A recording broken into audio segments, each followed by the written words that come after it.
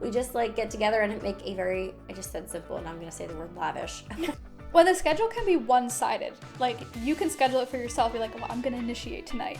And have us be solo because, I mean, think about it. When a wolf wants to grab a sheep, he wants the one that's off on the edge by itself. 2 things to choose from. It can take so much of a burden off of you. Wow, you actually shut up and listen now. You know, I think that came with age too.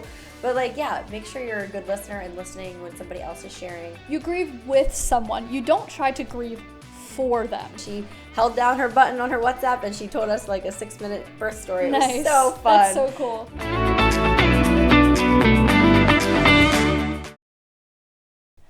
And what do you think of my socks? I love them.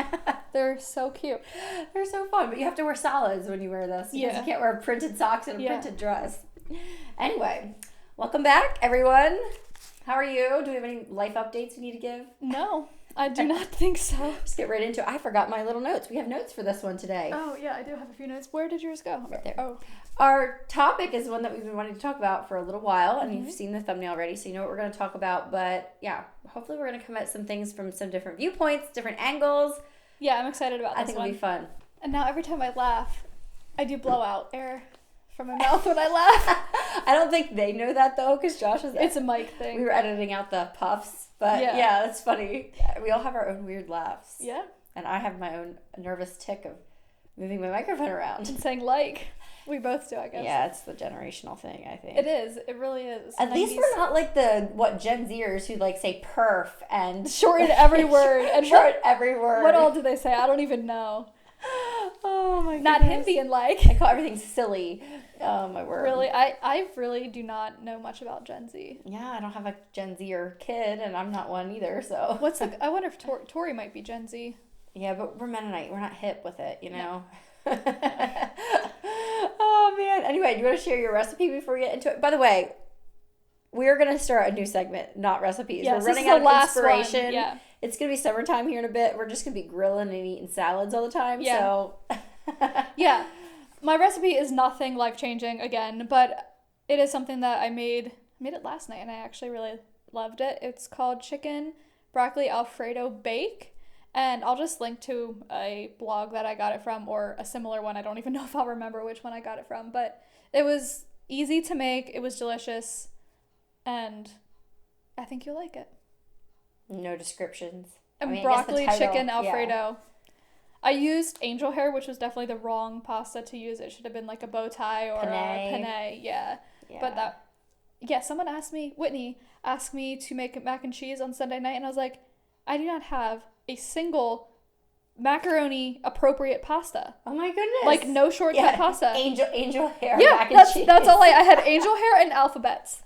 Wow. That's it.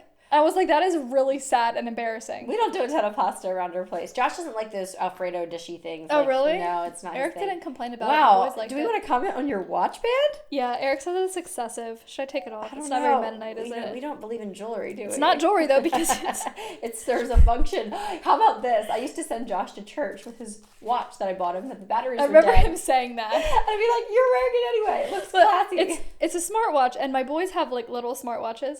And my 5-year-old told me the other day that his teacher also has a watch, but hers is just like a clock hitched up to her arm. A clock hitched up to her arm. Wow, he sounds like a little Dragon boy, a little Amish boy. I know, it's hilarious. Well, can we link it? Yeah. Okay, we'll link Jada's. If you're more like the extra gal, you can my get bling Jada's. bling. Or if you want a little more subtle, I can link mine. So is that they can go shopping. Is that the watch you've always had, or is that an older one? My Fitbit? Yeah. I got a new one. I get them tinier every time. And you I was get yours bigger every time. Okay, so it's a Fitbit. Yeah, I just don't like have to switch it out from working out to church. Yeah, can't work out in this one, but yeah. Anyway, my recipe. I was hoping we forgot about it. No, I'm kidding. You can opt out, I guess. I don't really have a recipe, but I think sometimes people feel very uninspired when it comes to breakfast. So next time you want to figure out a breakfast, make it ahead, like make a bunch of it. One thing that's kind of hard to make ahead is omelets, but not if you just mix up your omelets like you normally do. Eggs, a splash of milk, your toppings, meat, veggies, spinach, whatever you like to do. And just line your cupcake tins with some you could probably use the cupcake papers. I've done that before, but you can just spray them too. And just pour your mixture into your little muffin tins and bake them in the oven. Pop them out. Actually, it's really good if you do like a half a cup of cottage cheese. Or you could do sour cream, but the cottage cheese makes it a nice texture. And yeah, then just pop them in gallon bags and stick them in the freezer. And you can pull them out the night before, leave them in the fridge. And I like to just wrap, I've shared this many times, obviously. You guys do it too, I'm sure. But you might have forgotten about it. That's the beauty of the recipe sharing, right? Just wet a paper towel and put the little muffin cup inside and put it in the microwave. Is that a bad word around here? I don't know. I'm just stuck on the fact how out of touch you are recommending egg recipes in this current financial climate. Oh, well, I'm very confident by the time people watch this, the egg will be done. Like, totally overcorrected and they'll be giving them away. Let's hope so.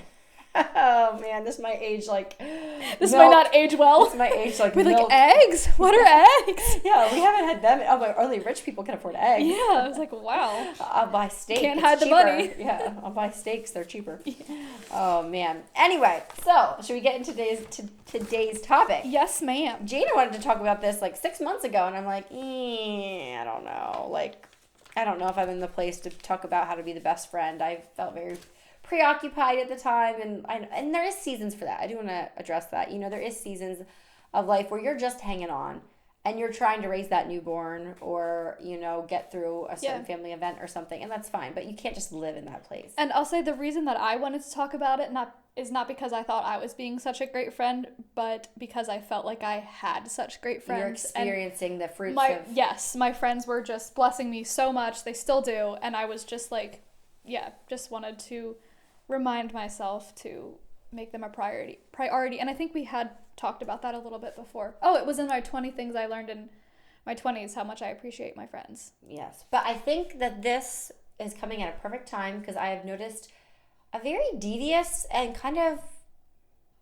very subtly devious like attitude in mainstream culture lately of self-love and self-care. And I saw a podcast title that was 20 things to do by yourself and take yourself on a date and like this whole like hashtag table for one, and just the celebration of you can be everything for yourself. You don't need a man, you don't need anybody.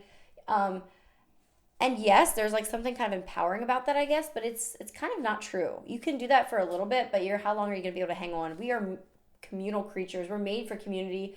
I mean, think about our foremothers or, people before us. They lived in little tribes and like their tents were there's safety in numbers. There's accountability in numbers. You can't just be living solo your whole life. Yeah. And I feel like we're in a world where introverts are celebrated, and I'm not denying that it's trendy. Yeah, it's super trendy. I'm not denying that being an introvert is a thing. Like right. I even myself sometimes feel like I need to come away and recharge again. Right. But I think the devil is using this. I think it is part of, I hate when people are always like, oh, Satan is using this and Satan is using that and like whatever. No, we ourselves are creating this problem. But I feel like if we swing too far in that direction, like what does Satan want to do? He wants to divide us and separate us and have us be solo because, I mean, think about it. When a wolf wants to grab a sheep, he wants the one that's off on the edge by itself. There is safety in numbers and in community, and I think today's topic, if it doesn't feel relevant to you, hopefully by the end of this it will, and you'll come away more invigorated to invest in the friendships you have or to create ones that you don't. Mm-hmm. Agreed. I think we learned through the past couple years that how important community is, and so maybe people are realizing that community is important, so again, people are going to overemphasize the importance of individuality or whatever to combat the growing need for community. I don't know. But I do think that we are designed to function in a community. And it's really important. You're not an island. Yeah, exactly. And this whole like, you're a goddess and you can do it all and like whatever. Like, I mean, good luck. It's great to love yourself or accept yourself. But at some point, you're going to need to step away. And I feel like that's when people go to like the universal parenting YouTube videos and stuff. And like they look for what people are doing online. You get the best advice from people that see your life, see your children. Yeah, exactly. See your situations. And are like there with you in the mud and the dirt. And yeah. share your burdens and stuff, which is, oh my word, Jana, this is another thing I have against. Okay, we forgot to put this in context. I feel like we're good people to talk about this because there's a few downsides to the Mennonite culture. Just like there is to any culture. Yes, of course. There's always a downside. You know, there's maybe a little bit too much like busybodiness or emphasis on hard work and I don't know, different stuff we could go on. But one thing we do really well, I feel, and even the outside world notices it, is how well we do community. Yeah, absolutely. Just look at, I'm not Amish, but it's again the same cultural background kind of. When a barn burns down, they're literally standing around in a circle as the flames are in the sky and, you know, the firemen are doing their things. They're literally planning the barn raising and how they're going to, and then within a week that barn frame is up again and ready to go. Everybody just pitches in. When there's a funeral, people bring food. Someone has a baby, people bring food. People know about it. Yeah, just even people knowing about it. When there's a disaster or like the community will come together. Tragedy. Like when there was tornadoes that went through, you know, people came and helped clean all of that up. Also, like you said, like a tragedy, there's prayer support. Mm-hmm. People, will share in their prayer times and So something I was thinking about, or my question is the quality of their community proportional to the quality of their unity? I mean, look how the Amish look. They are pretty cookie cutter. They all look the same. They have these standards. And yet, they're the example that we set for community. And I don't think you can deny the connection. I mean, the word unity is right there in the word community. And you can call it legalism. Even with the Mennonites, you can say we're legalistic. And yes, that is a pitfall. That is something we need to guard against because it will creep in.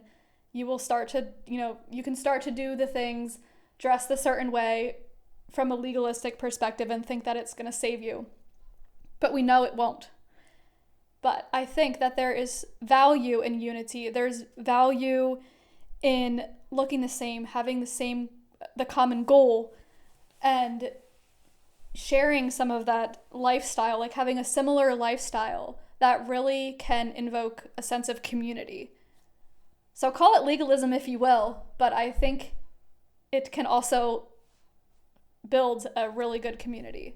Yeah, and people want the community, Absolutely. But they don't really want the unity. They don't want people telling them how to do things. Exactly. Or to be accountable or come under the authority of anybody else. Yeah, they want the community. They want that community. But they're not willing to submit themselves to the unity. Yeah, my friend actually has a brother-in-law or I don't know, the family who live out in Pittsburgh, and they would love to attend a Mennonite church and be part of a Mennonite community simply for a lot of those reasons. Mm-hmm. And they also their beliefs align the same. She wouldn't want to dress like we do, but like a lot of their beliefs and values align. And she's like, that's something they really, really miss. There's no like community out there. People just show up you can show up for the early service, the late service, the Friday service, the Saturday service, sit beside a stranger this Sunday, next Sunday, every Sunday. And it's just like, what can I get from the sermon and the worship time for myself? And then you leave and That's that.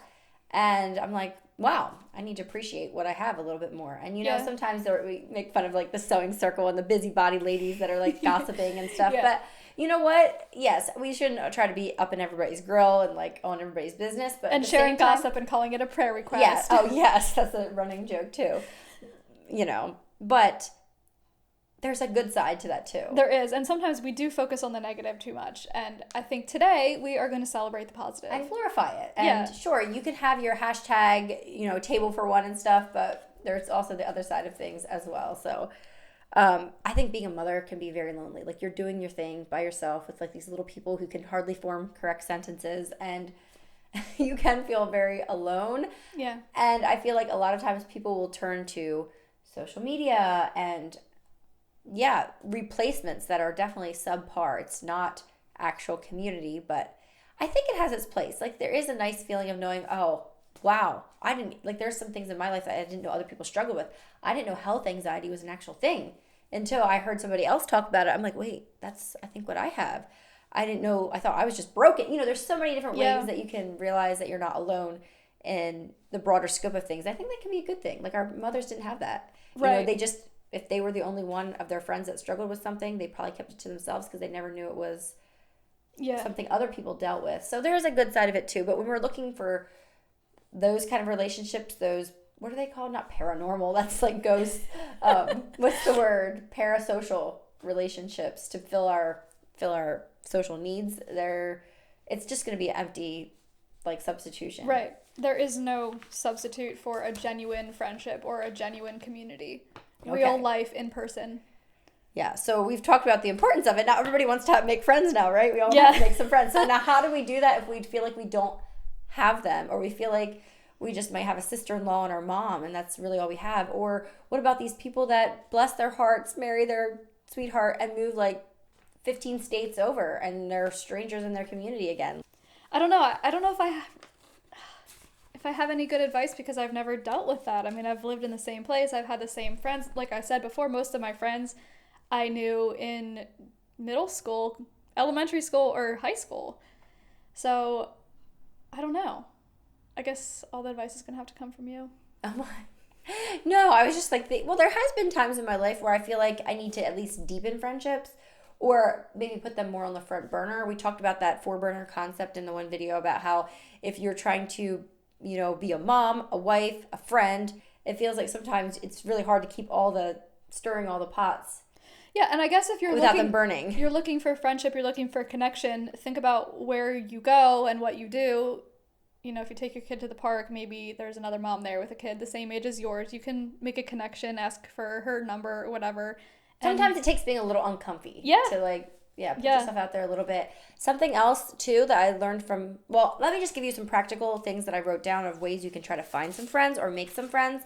And then I want to give you a few more ideas here. One is look on Facebook groups in your area. There is a group that I went to one time that I decided I didn't have enough time in my life for it, but it was a stroller gang. You could Google your town, I don't know, Akron, Ohio stroller gang, see if there is one. I have no idea. Or look on your Facebook groups and see if you can find something. But basically it's just a bunch of moms that meet at a park every Thursday morning and they go on a walk and then let the kids play at the playground. And there's nothing more like an icebreaker than kids running around at the playground. Yes. It's perfect. Like, oh, what's his name? And, whatever. So maybe look into that on Facebook. Also, MOPS groups. You can Google MOPS group in my area. Or if you like to work out, maybe go join a workout class. There's a Refit is like a franchise, I think, that are often part of churches. And it's more like dance moves. I went to it a time or two, but I felt a little bit out of place. I'm not saying I wouldn't go back though. But yeah, maybe make some friends after class or something. Or also, I think a lot of community is centered around churches, and rightly so. Yeah. So find a church that's close to you and see if you're feeling uncomfortable to go to their services, maybe your husband wants to go to a different church or something. Hopefully your church has community for you there if you're going to a church. But a lot of churches have outside of Sunday programs or like toddler time or meetups, things like that. And if your kids are in school, maybe there's a fellow school mom that you can connect with. Library, circle time, things like that. Or if there's a specific thing you're really excited about, like homeschooling or something, chances are you're around women that are also like-minded at your co-ops and stuff. So there is ways to meet the people. The question, I think, is how to make them your friend. And that's where it just takes some intentionality. And something I learned in my mom's group was about giving the gift of going second.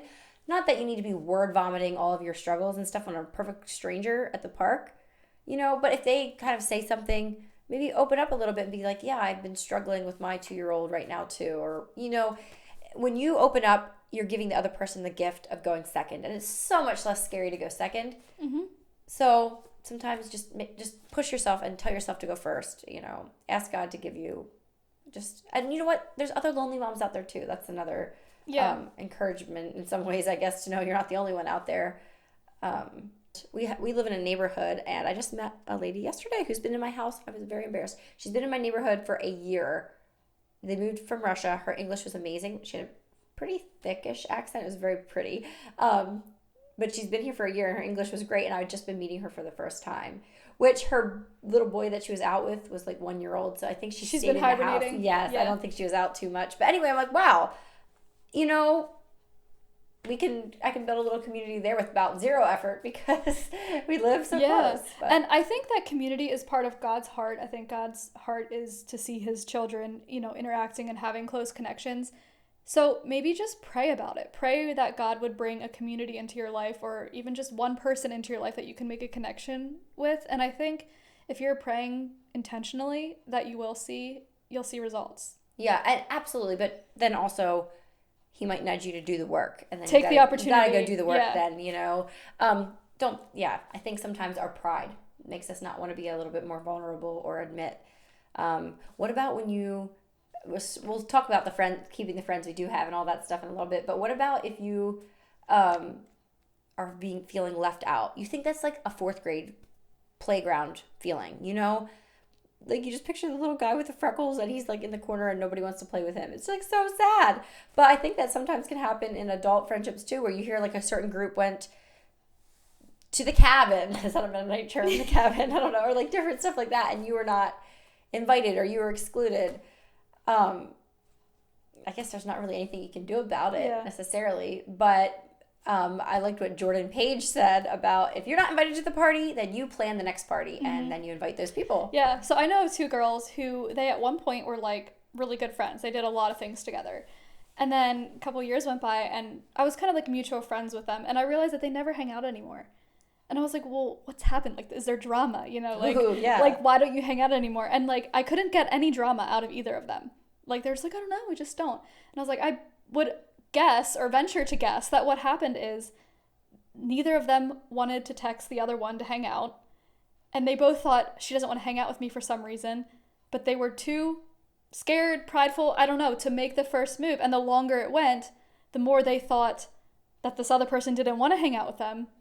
So neither of them made a move, and then the friendship just kind of went to nothing. And I just think that's really sad. Yeah, or I think coming from your 20s into your 30s, so many of your friends in your teens and early 20s are like made by proximity. You're in school together or whatever. And then as you branch out and go on with life, you actually have to make the effort to hang out.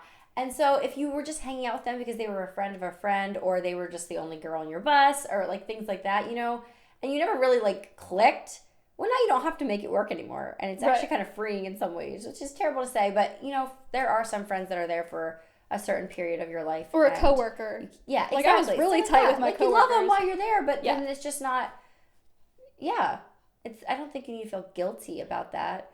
Right. Do we want to address phasing out a friend? This is a real popular cultural thing right now. I'm trying to think. Setting boundaries, like all that's... I know I've seen a lot on the topic of like, you have to set boundaries and you need to cut people off if they're not supportive of your lifestyle, or if they're not, if that friendship is not serving you, you need to push them to the wayside, either phase yourself out or like break up with them. I mean, I think there could be a time and a place for that, but I think you would need to do that very cautiously. And not very often. Yeah. If you think all your friends are toxic, maybe you're the toxic friend. Exactly. Yeah, I think that can be a red flag. If you're having like more than one of those things happen in a lifetime, maybe check yourself. I don't know. I mean, I think there's a time and a place for sure. Even like sisters or mother-in-laws, or there is. Yes, there are people that you don't want in your close circle, and that's absolutely justifiable. But if it's a trend with you, maybe look inward first. Yeah. There's some people that can just genuinely get along with anyone. And sometimes it's like, well, do they get along with everyone because they're just a yes man, like just agree with everyone even if it's not what they think down deep? Or is it just because they have a personality that like just is gracious to everyone? Yeah. I think there's a difference. One thing that has helped my little group of friends stay in close connection is a WhatsApp group where we can send pictures, or we can just we're constant on there. And maybe it's a little excessive, but hey, we're home all day with our kids, and it just really helps get that little dose of adult interaction throughout the day, and it keeps us all connected. We know what's going on with each other's lives. We know what to be praying for. My friend had sick kids for an extended period of time, and we knew about it because we're talking, and we sent her flowers, because we knew what was going on in her life. We were able to, as a group, support her. Hopefully she felt supported anyway. And that's just a simple, easy way to stay connected. If you can't tell, we're segueing on to what to do with the friends that you have and how to keep the friends that you have. But in addition to that online platform, we also are getting together monthly at least and seeing each other face to face, which I think if you see each other face to face, you're more willing to share digitally too, online, and it's real because we do see each other very often. And there's like no shame in having a schedule. Like I recently heard about people scheduling out their intimacy and everything. Like you have a schedule for everything if you want, but why not schedule friendship? Which sounds weird, but like my friends, we meet once a month on a certain day of the week for a Bible study, and we go through a book and we talk, and like we study the Bible and everything, but it's also just about like talking and connecting together and like lighthearted conversation and serious conversation and prayer requests, and like, so it looks so different every time, and that's like a built-in thing kind of into our schedule. Well, the schedule can be one-sided. Like, you can schedule it for yourself. Be like, well, I'm going to initiate tonight. Yeah, that's true. Nobody needs to know. I'm going to make a connection with this person this month. And it can be on your schedule, and they don't even have to feel like it was a scheduled thing. Yeah, or if there's somebody that you'd really like to be maybe a little bit closer to them, and they would never initiate for you, but you would like, maybe you don't even wouldn't like to, you just feel prompted to. Like, maybe it's somebody that's like, I don't know, a very shy new sister-in-law or something like that, nobody's going to say no to say, hey, can I take you out for your birthday or something like that. I feel like that's a great way to initiate some connection. And just along with the birthdays, that's another thing my friend group's doing right now. We're all turning 30 and we are celebrating each other. It's pretty simple. We just like get together and make I just said simple and I'm going to say the word lavish.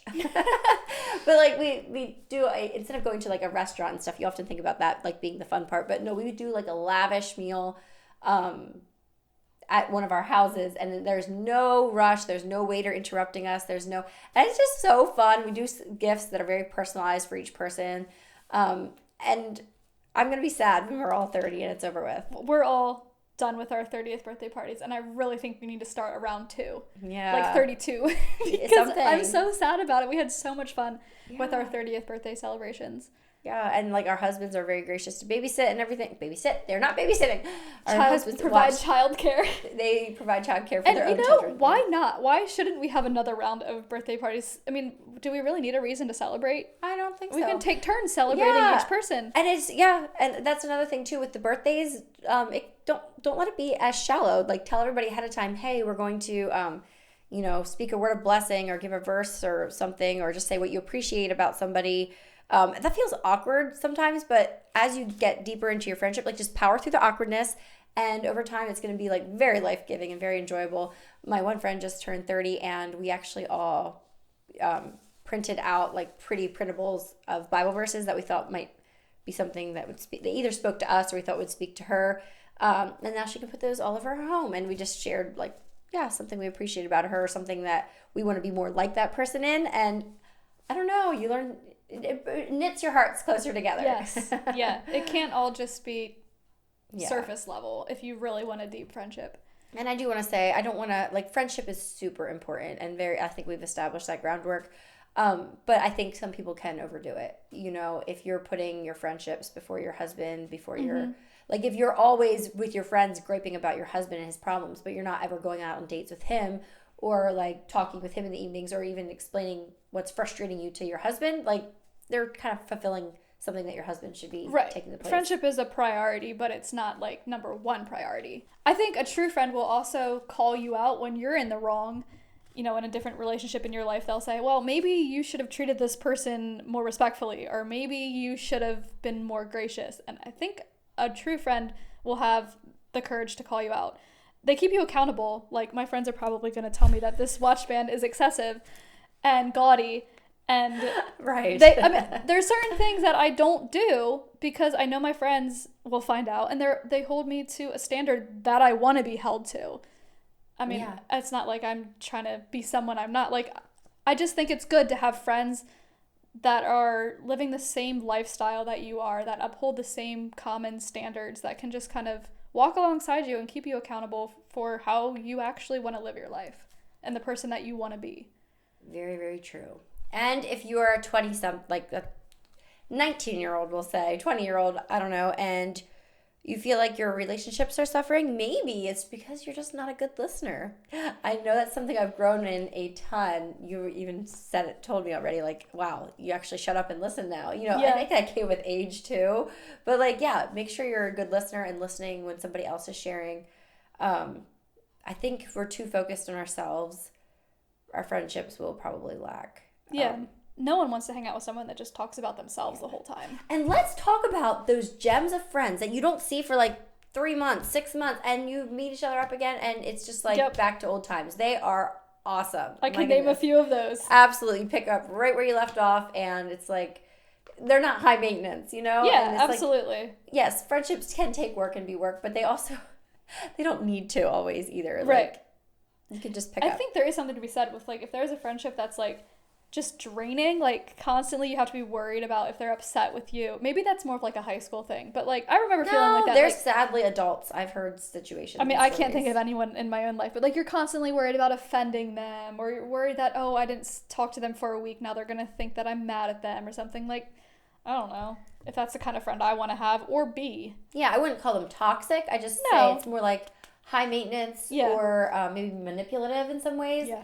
And maybe you just don't need to initiate as much and see where life takes you. Maybe they'll find somebody else to fill that hole, and then they'll be on to the next one and the next one. I don't know. But at the same time, if you're a good friend, I guess you should just be honest with them and tell them how it is. Like, I just feel like you don't hear me when I'm speaking or,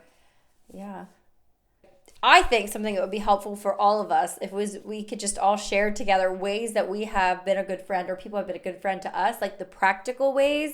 I mean, we talk about love languages and stuff. I feel like it's good if we can we talked about words of affirmation with birthday parties and things like that. But what are some ways, like I'd like to hear down in the comments from you guys. Let's just all share. We'll share here and you guys can put yours down below too, of ways that we can practically, invest in our friendships. Yeah. So the hard times that I went through in the past 2 years, I just felt so overwhelmingly supported by my friends. Like, the overwhelming grief was almost the same level as the overwhelming support that I received.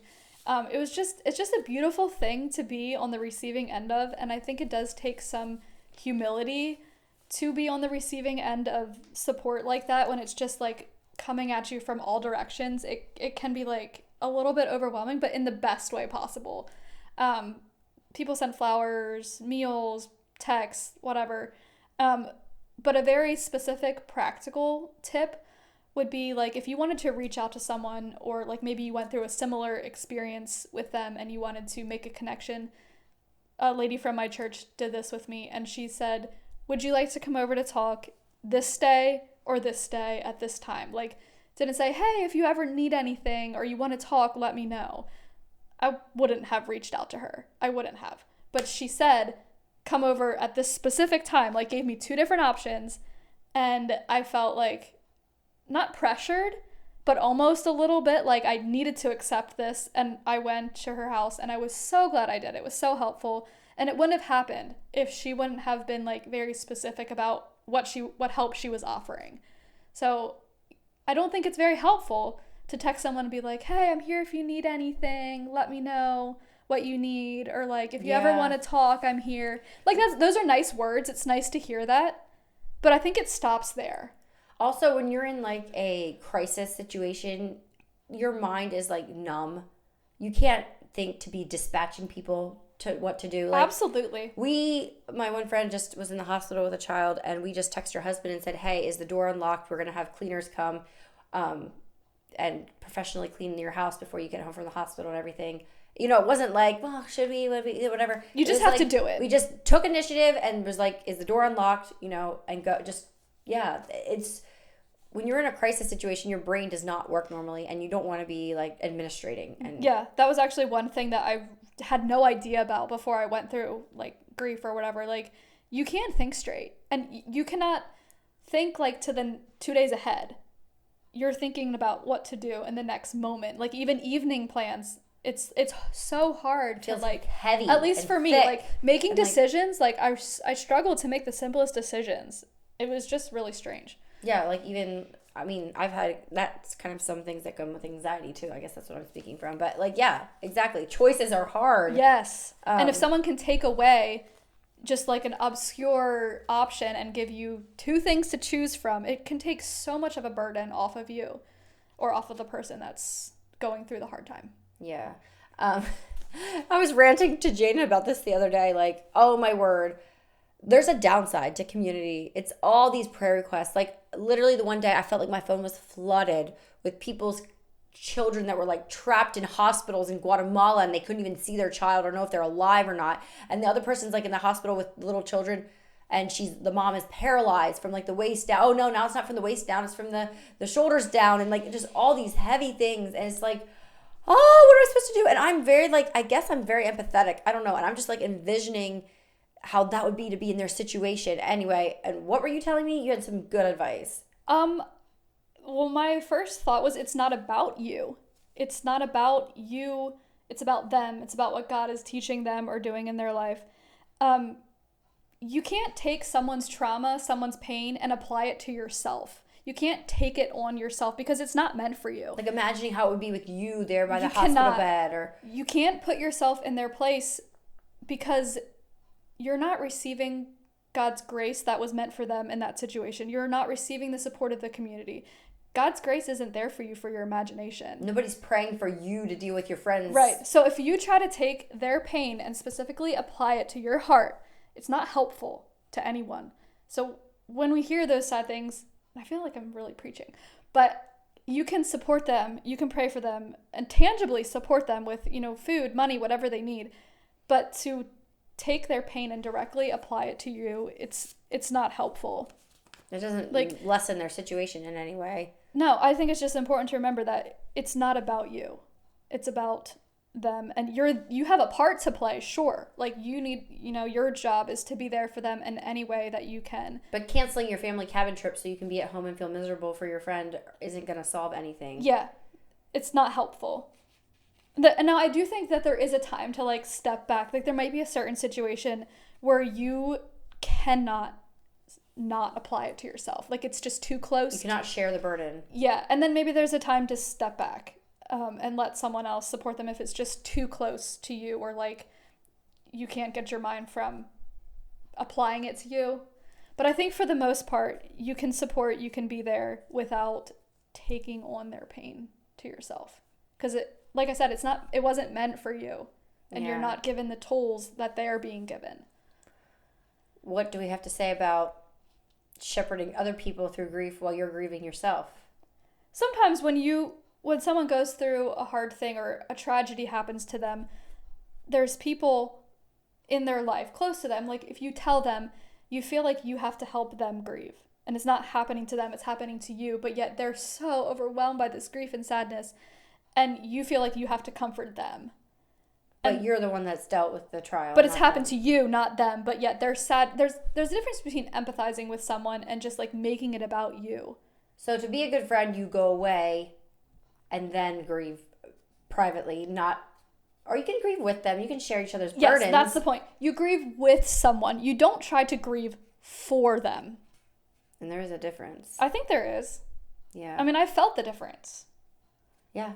Okay. Yeah, for sure. Wow. It just got a little bit heavy. I was thinking friendship, bubbles, and rainbows, sunshine. I by no means have the authority on grief. I've went through very little. Very little. Thank the Lord. But I'm grateful for what I did go through, because it has given me a really different perspective than I ever thought I would have on stuff like this. And in those times, friendship is golden. It's so important. I can't even imagine going through hard times without the support of the community. Yeah. So all those people out there that are, doing it solo, glorifying being an introvert, all that stuff, hopefully you feel a little challenged today. And if you do have great friendships in your life, I hope you feel invigorated, and maybe you'll go off today and do something specific. Reach out to someone. Yeah. Send that text or make the phone call. Phone calls are a dying art anymore.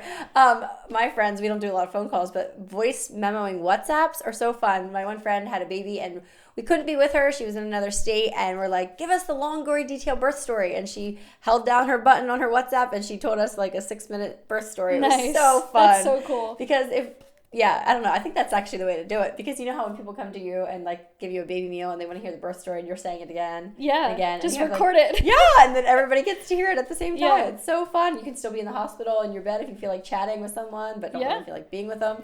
I don't know. Don't underestimate the voice message or the phone calls. Yeah. So. Oh, man. Thank you guys so much for being here. And we'll see you in the next one. Bye.